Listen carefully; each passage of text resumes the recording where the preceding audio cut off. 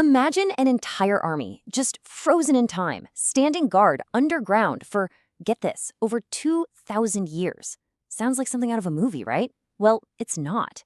This is the incredible true story of the Terracotta Army, an emperor's silent guard. So let's put you in the story for a second. Imagine you're a farmer.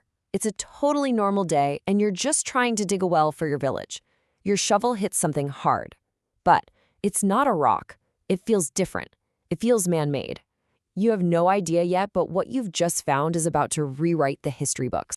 And believe it or not, that's almost exactly what happened back in 1974. A group of farmers in China's Shanxi province were digging that very well when they stumbled upon these broken pieces of clay figures. They had absolutely no idea they were standing right on top of a massive, hidden, underground kingdom.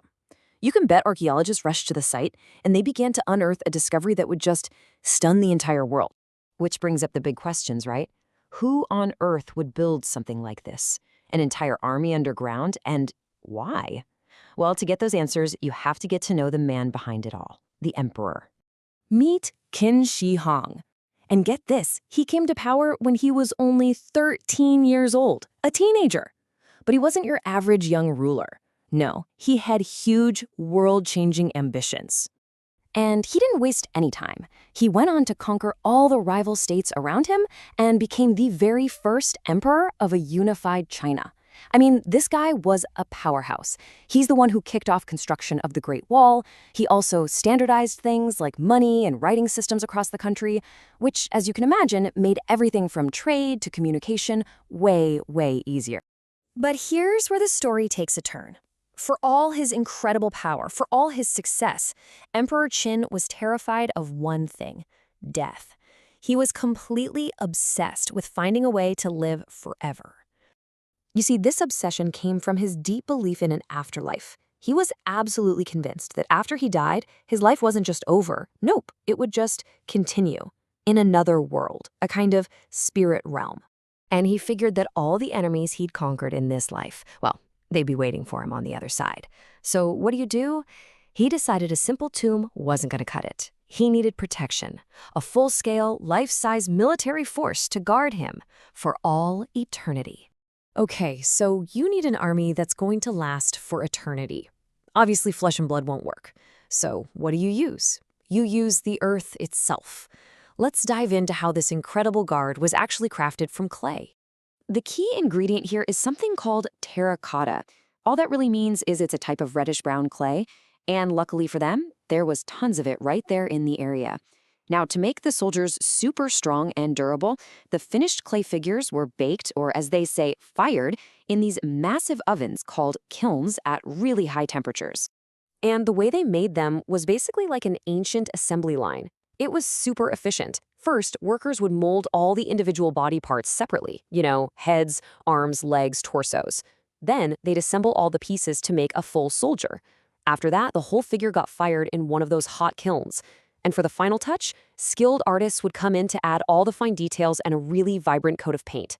And the scale of this whole operation, it's just mind-blowing. We're talking an estimated 700,000 people, laborers, craftspeople, all working on this one project. To put that in perspective, that's bigger than the population of a lot of modern cities today, all dedicated to building one man's afterlife army. Okay, so we know a ton of people worked on it, but how many soldiers did they make? Well, so far, archaeologists have found over 8,000 of them. But here's what's truly incredible.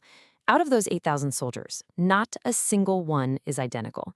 Every single one has a unique face, a different hairstyle, a unique expression. It's almost like they were portraits of real, individual soldiers from the emperor's actual army. And make no mistake, this wasn't just a random collection of statues. Oh no, this was a perfectly organized army, set up in a real battle formation, ready for whatever awaited them in the afterlife. So the army is laid out for battle across 3 main areas, or pits. Pit 1 is the big one. It's got the main force of about 6,000 infantry soldiers. Pit 2 is all about mobility. That's where you find the cavalry, war chariots, and archers. And Pit 3? That's the command center, the headquarters, with all the high-ranking officers. And here's a fun fact. They actually found a 4th pit that was completely empty, which has led a lot of people to believe this massive project wasn't even finished when the emperor died. And these soldiers were fully equipped for war. You can actually tell their rank just by looking at their armor and headgear. They've got life-size terracotta horses pulling real wooden chariots, and they were holding actual bronze weapons, swords, spears, crossbows. Now here's the crazy part. A lot of these weapons were still sharp after 2,000 years underground. How? Because of this incredibly advanced chrome plating technology they used. It was basically a rust-proofing technique that wouldn't be seen again in the West until, like, the 1900s. Just amazing. So when you see pictures of the army today, or if you visit, they're mostly that familiar clay color, right? That reddish brown. But that's not how they were meant to be seen. You have to try and imagine something way more vibrant, a true rainbow of color. Because for 2,000 years, buried safely underground, these soldiers were painted with bright reds, blues, greens, even purples. But here's the heartbreaking part of the story. When archaeologists first uncovered them, that sudden contact with the dry air caused the super delicate paint to just flake away. We're talking minutes. The colors that had been perfectly preserved for centuries were gone forever in the blink of an eye. And while losing those colors is a huge tragedy for history, it really doesn't take away from the sheer power and awe of this discovery. Today, the Terracotta Army is rightfully known as one of the true wonders of the world. In fact, it's officially protected as a UNESCO World Heritage Site, and that's a big deal. It means it's recognized as a priceless treasure, not just for China, but for all of us, for all of humanity. But protecting and preserving this treasure is a massive challenge. You've got millions of tourists visiting every year. And at the same time, you have archaeologists working incredibly slowly and carefully.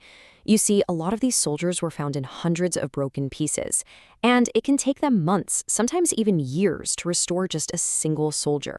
So that slow, careful work continues every single day. The experts there have this huge responsibility, right? To piece together our past and protect this incredible discovery so that future generations can see it and learn from it too.